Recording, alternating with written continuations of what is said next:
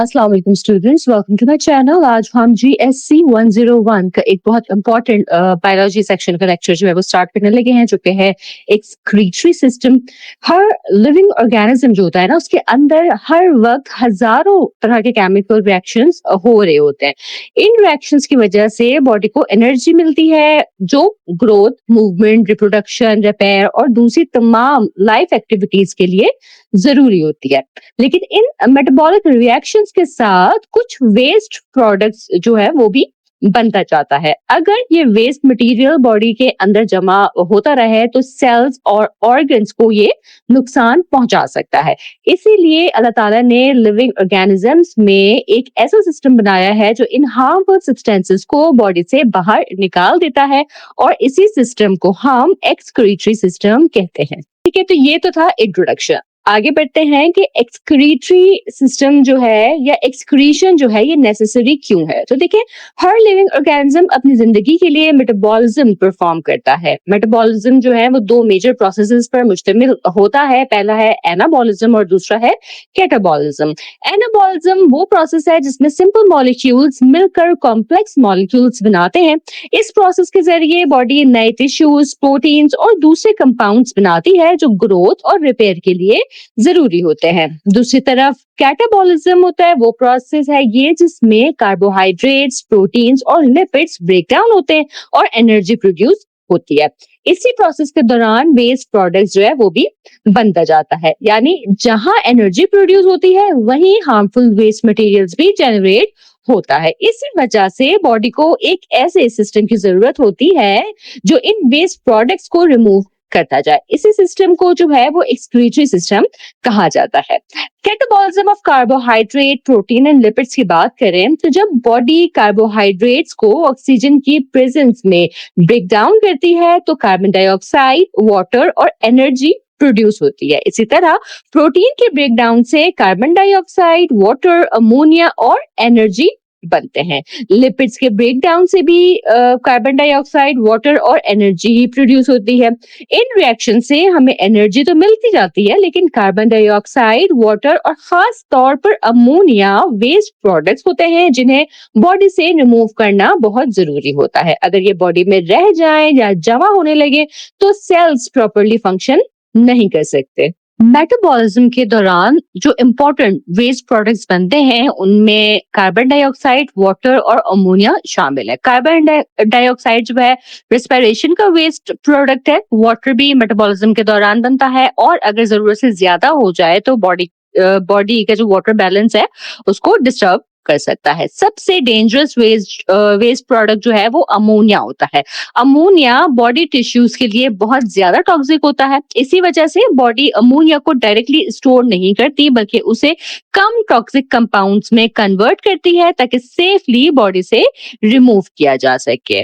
Excretion का जो असल मकसद है वो सिर्फ वेस्ट को बाहर निकालना नहीं है, बल्कि बॉडी के इंटरनल एनवायरनमेंट को स्टेबल रखना भी होता है। अगर कार्बन डाइऑक्साइड ब्लड में ज्यादा हो जाए तो ब्लड का पीएच जो है वो डिक्रीज हो जाता है और ब्लड एसिडिक होने लगता है।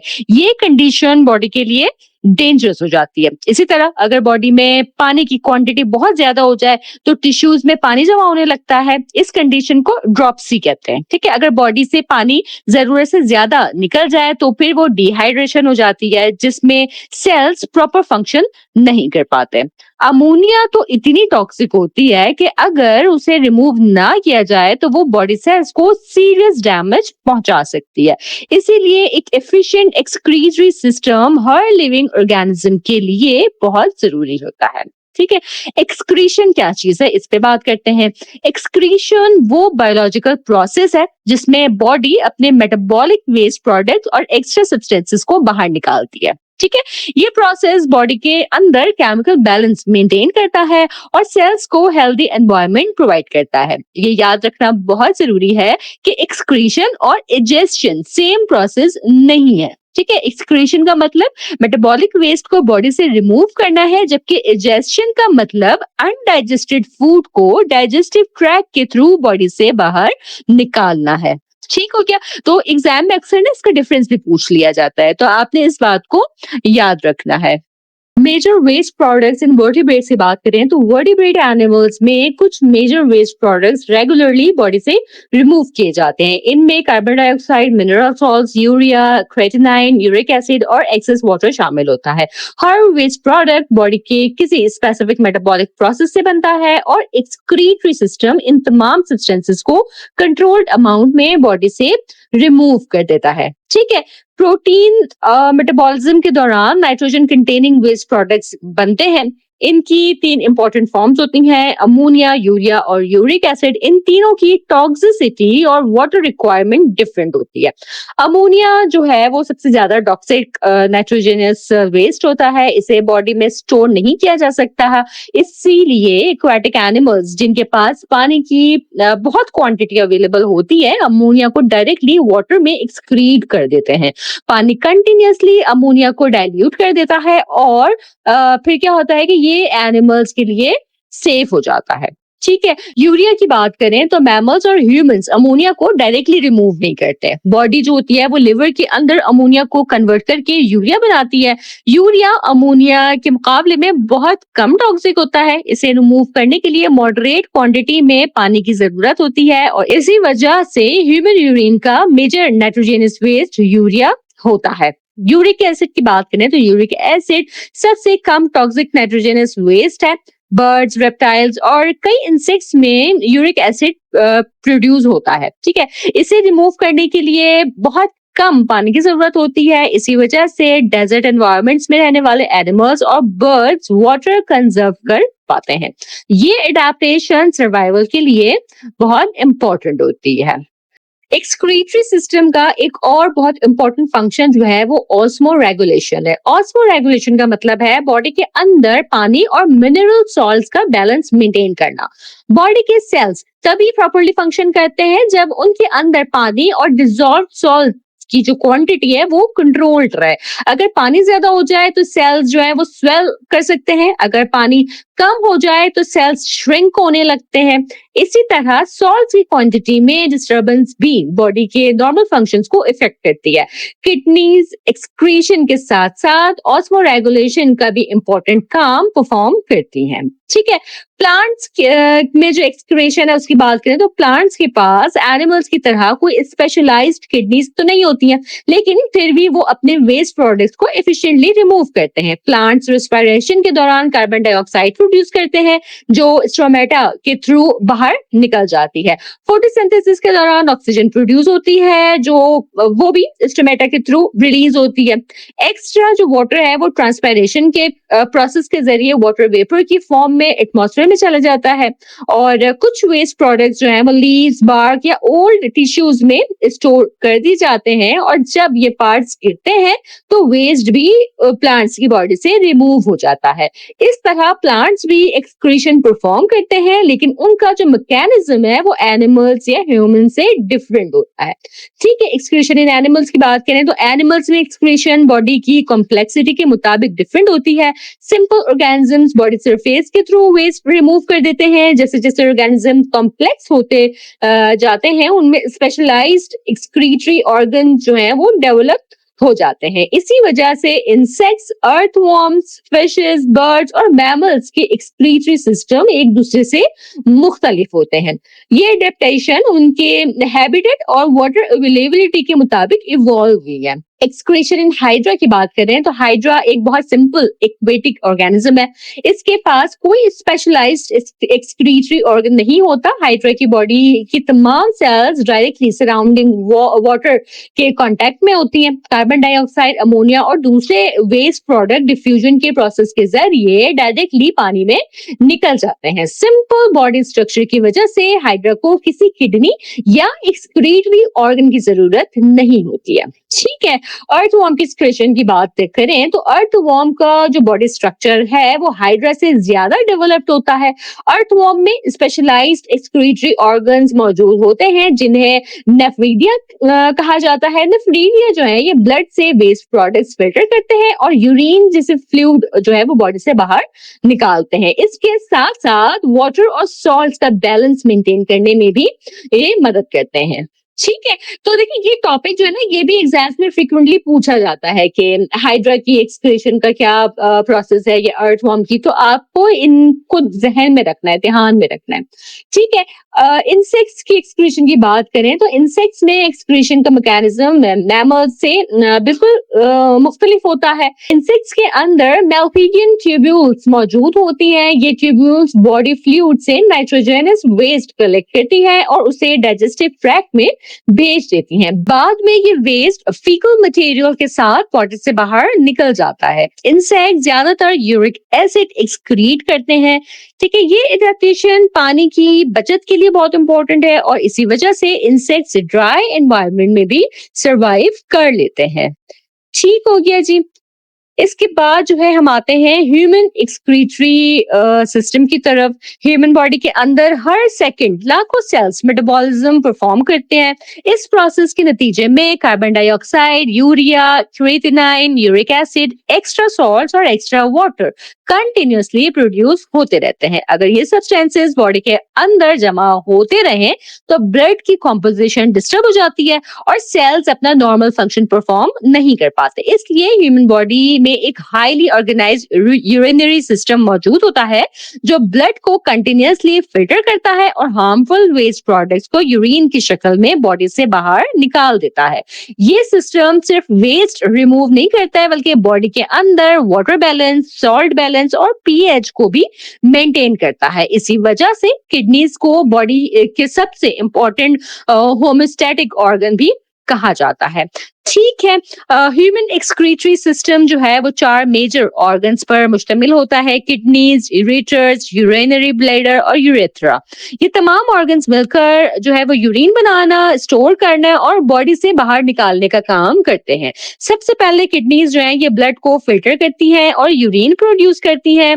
उसके बाद यूरिन जो है वो यूरेटर के जरिए यूरिनरी ब्लैडर तक पहुंचता है। यूरिनरी ब्लैडर यूरिन को टेम्पररी स्टोर करता है। जब ब्लैडर भर जाता है तो यूरिन यूरेथ्रा के थ्रू बॉडी से बाहर निकल जाता है। ये कंप्लीट प्रोसेस कंटिन्यूअसली चलता रहता है और बॉडी के इंटरनल एनवायरनमेंट को स्टेबल रखता है। ठीक है। किडनीज की बात करें तो किडनीज ह्यूमन बॉडी का सबसे इंपॉर्टेंट एक्सक्रीटरी ऑर्गन है। ह्यूमन बॉडी में 2 किडनीज होती हैं जो वर्टिब्रल कॉलम के दोनों साइड्स पर एब्डोमिनल कैविटी के ऊपर वाले हिस्से में मौजूद होती हैं। हर किडनी बीन शेप की होती है और उसका कलर रेडिश ब्राउन होता है। एडल्ट जो इंसान हो, बालिग इंसान है, उसकी एक किडनी की लंबाई तकरीबन 10 से 12 सेंटीमीटर की होती है। किडनीज के का जो मेन फंक्शन है वो ब्लड को कंटिन्यूअसली फिल्टर करना होता है। हर रोज किडनीज बहुत बड़ी क्वांटिटी में ब्लड रिसीव करती हैं और उसमें मौजूद वेस्ट प्रोडक्ट्स को रिमूव करती जाती हैं। इसके अलावा किडनीज बॉडी का जो वाटर लेवल है, मिनरल सॉल्ट्स और एसिड बेस बैलेंस को भी रेगुलेट करती हैं। इसलिए अगर किडनीज टेम्पररी भी काम करना बंद कर दें तो बॉडी में टॉक्सिन्स रैपिडली जमा होने लगते हैं। ठीक है। हर किडनी के सेंटर के पास एक डिप्रेशन होता है जिसे हीलियम कहते हैं। इसी हीलियम से 3 इंपॉर्टेंट स्ट्रक्चर्स किडनी के अंदर और बाहर जाते हैं: रेनल आर्टरी, रेनल वेन और ureter. Renal artery oxygenated blood और वेस्ट कंटेनिंग ब्लड किडनी तक लेकर आती है। किडनी ब्लड को फिल्टर करने के बाद क्लीन ब्लड रेनल वेन के थ्रू दोबारा सर्कुलेशन में भेज देती है। इसी हीलियम से यूरेटर भी स्टार्ट होता है जो यूरिन को ब्लैडर तक लेके जाता है। ठीक है। हर किडनी से एक पतली मस्कुलर ट्यूब निकलती है जिसे यूरेटर कहते हैं। ह्यूमन बॉडी में 2 यूरेटर्स होती हैं, राइट किडनी की अपनी यूरेटर और लेफ्ट किडनी की अपनी यूरेटर होती है। इन ट्यूब्स का फंक्शन सिर्फ यूरिन को किडनी से यूरिनरी ब्लैडर तक पहुंचाना होता है। यूरेटर के muscles continuously peristaltic movements perform करते हैं। ये रिदमिक कॉन्ट्रैक्शन यूरिन को नीचे ब्लैडर की तरफ पुश करता रहता है। ये मूवमेंट ग्रेविटी पर डिपेंड नहीं करता। इसी वजह से अगर इंसान लेट भी जाए तो भी यूरिन आसानी से ब्लैडर तक पहुंच जाता है। ठीक है, यूरिनरी ब्लैडर की बात करें तो यूरिनरी ब्लैडर एक मस्कुलर इलास्टिक सैक होता है। ये पेल्विक कैविटी के अंदर मौजूद होता है। इसका मेन फंक्शन यूरिन को टेम्परेली स्टोर करना होता है। जैसे जैसे किडनीज यूरिन प्रोड्यूस करती रहती हैं, ब्लैडर धीरे धीरे फिल होता चला जाता है। जब ब्लैडर एक सर्टेन लिमिट तक भर जाता है तो उसकी वॉल्स स्ट्रेच होती हैं। स्ट्रेच रिसेप्टर्स ब्रेन को सिग्नल भेजते हैं और हमें यूरिन पास करने की फीलिंग होती है। ये मैकेनिज्म नॉर्मल यूरिनेशन को कंट्रोल करता है। ठीक है, यूरेथ्रा की बात करें तो यूरिनरी ब्लैडर के नीचे से एक ट्यूब निकलती है जिसे यूरेथ्रा कहते हैं। ये यूरिनरी सिस्टम का लास्ट पार्ट होता है। इसका काम यूरिन को ब्लैडर से बॉडी के बाहर निकालना होता है। यूरेथ्रा की ओपनिंग पर स्पिंक्टर मसल मौजूद होती है जो यूरिन के फ्लो को कंट्रोल करती है। नॉर्मल सर्कमस्टेंसेस में ये मसल्स बंद रहते हैं। जब इंसान वॉलंटरली यूरिन पास करता है तो ये मसल रिलैक्स हो जाते हैं और यूरिन बॉडी से बाहर निकल जाता है। अगर किडनी को लॉन्गिट्यूडनल सेक्शन में कट किया जाए तो उसके अंदर 3 मेजर रीजन्स नजर आते हैं, कॉर्टेक्स, मेडुला और रेनल पेल्विस। हर रीजन का अपना स्पेसिफिक फंक्शन होता है। इन तमाम स्ट्रक्चर्स का मिलकर किडनी की फिल्टरिंग प्रोसेस में बहुत इंपॉर्टेंट रोल होता है। किडनी का आउटर रीजन जो है ये रेनल कॉर्टेक्स कहलाता है। ये कंपैरेटिवली डार्क कलर का होता है। कॉर्टेक्स के अंदर बहुत बड़ी क्वांटिटी में माइक्रोस्कोपिक फिल्टरिंग यूनिट्स मौजूद होती हैं। किडनी का ज्यादातर नेफ्रॉन का इनिशियल पोर्शन कॉर्टेक्स में होता है। इसी रीजन में ब्लड की प्राइमरी फिल्ट्रेशन स्टार्ट होती है। ठीक है, किडनी का इनर रीजन जो है वो रेनल मेडुला कहलाता है। मेडुला जो है वो पिरामिडल स्ट्रक्चर पर मुश्तमिल होता है जिन्हें रेनल पिरामिड्स कहा जाता है। यहाँ यूरिन की कंसंट्रेशन और वाटर रीएब्जॉर्प्शन की इंपॉर्टेंट प्रोसेस जो है वो परफॉर्म होते हैं। लूप ऑफ हेनल और कलेक्टिंग डक्ट्स का मेजर हिस्सा जो है वो मेडुला के अंदर ही होता है। इसी वजह से मेडुला जो है वो यूरिन को कंसंट्रेट करने में इंपॉर्टेंट रोल प्ले करती है। ठीक है, मेडुला के सेंटर में एक फनल शेप्ड कैविटी होती है जिसे रेनल पेल्विस कहते हैं। ये किडनी के अंदर बनने वाले यूरिन को कलेक्ट करती है। रेनल पेल्विस डायरेक्टली यूरेटर के साथ कनेक्टेड होती है। जब यूरिन कलेक्ट हो जाता है तो वो यूरेटर के थ्रू यूरिनरी ब्लैडर की तरफ मूव कर जाता है। ठीक है, जिस तरह लंग्स की फंक्शनल यूनिट एल्वोली होती है उसी तरह किडनी की फंक्शनल यूनिट जो है वो नेफ्रॉन होती है। हर किडनी में तकरीबन 10 लाख यानी कि 1 मिलियन नेफ्रॉन्स मौजूद होते हैं। नेफ्रॉन माइक्रोस्कोपिक स्ट्रक्चर होता है जो ब्लड को फिल्टर करता है और यूरिन बनाता है। ठीक हो गया, तो ये यूनिट आपने याद रखना है क्योंकि एमसीक्यूज में अक्सर ये पूछ लिया जाता है। हर नेफ्रॉन कई इंपॉर्टेंट पार्ट्स पर मुश्तमिल होता है जैसे Bowman's capsule, glomerulus, proximal convoluted tubule, loop of Henle, distal convoluted tubule, collecting duct. ये तमाम पार्ट्स मिलकर यूरिन फॉर्मेशन का कंप्लीट प्रोसेस परफॉर्म करते हैं। ठीक है, नेफ्रॉन का जो पहला हिस्सा है वो बोमेंस कैप्सूल होता है। ये कप शेप्ड स्ट्रक्चर होता है। इसका काम ब्लड से फिल्टर होने वाला फ्लूइड जो है वो रिसीव करना होता है। बोमेंस कैप्सूल फिल्ट्रेशन का पहला स्टेशन होता है। बोमेन कैप्सूल के अंदर कैपिलरीज का एक डेंस नेटवर्क होता है जिसे ग्लोमेरुलस कहते हैं। रेनल आर्टरी से आने वाला ब्लड यही एंटर करता है। ब्लड प्रेशर की वजह से वाटर और डिजॉल्व सब्सटेंसेस कैपिलरीज से बाउमेंस कैप्सूल के अंदर फिल्टर हो जाते हैं। ब्लड सेल्स और प्लाज्मा प्रोटीन साइज में बड़े होने की वजह से फिल्टर नहीं होते और ब्लड के अंदर ही रहते हैं। इसी प्रोसेस को किडनी की फर्स्ट फिल्ट्रेशन स्टेप माना जाता है। ठीक है, जो बाउमेन कैप्सूल है उसको फिल्ट्रेशन का पहले स्टेशन माना जाता है और जो ग्लोमेरुलस प्रोसेस है इस प्रोसेस को किडनी का फर्स्ट फिल्ट्रेशन स्टेप माना जाता है। ठीक है, इसके बाद आता है प्रॉक्सिमल कन्वोल्यूटेड ट्यूब्यूल, इसे पीसीटी कहते हैं। बाउमेंस कैप्सूल के बाद फिल्ट्रेट प्रॉक्सिमल कन्वोल्यूटेड ट्यूब्यूल में एंटर करता है। ये नेफ्रॉन का बहुत एक्टिव रीजन होता है। यहाँ बॉडी के लिए जरूरी सब्सटेंसेस दोबारा ब्लड में एब्सॉर्ब किए जाते हैं।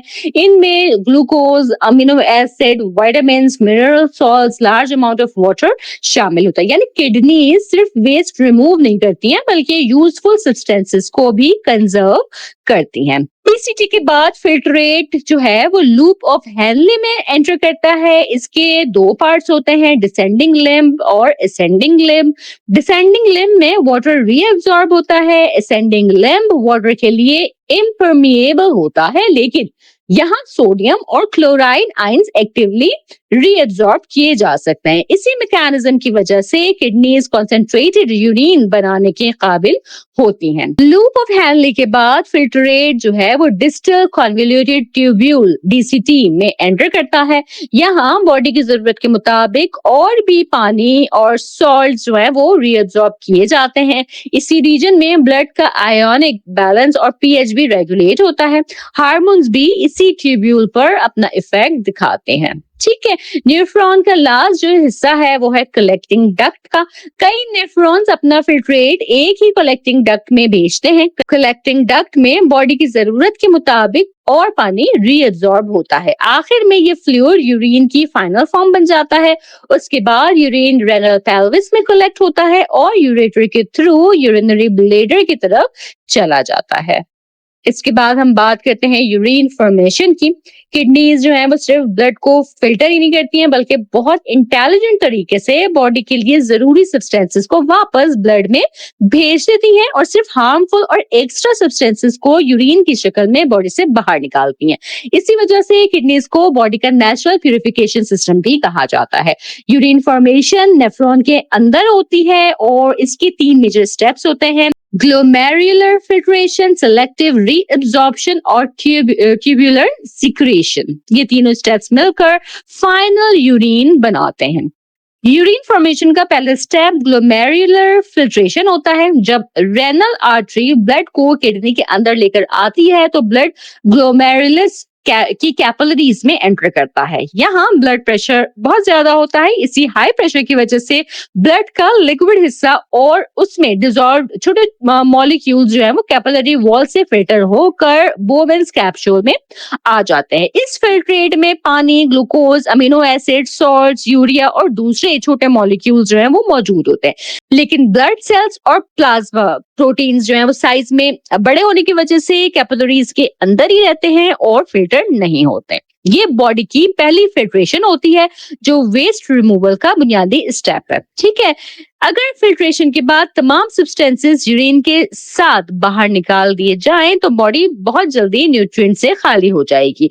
इसलिए नेफ्रॉन का दूसरा स्टेप सेलेक्टिव रीअब्सॉर्प्शन होता है। इस प्रोसेस में बॉडी सिर्फ उन सब्सटेंसेस को दोबारा एब्सॉर्ब करती है जो उसके लिए जरूरी होते हैं।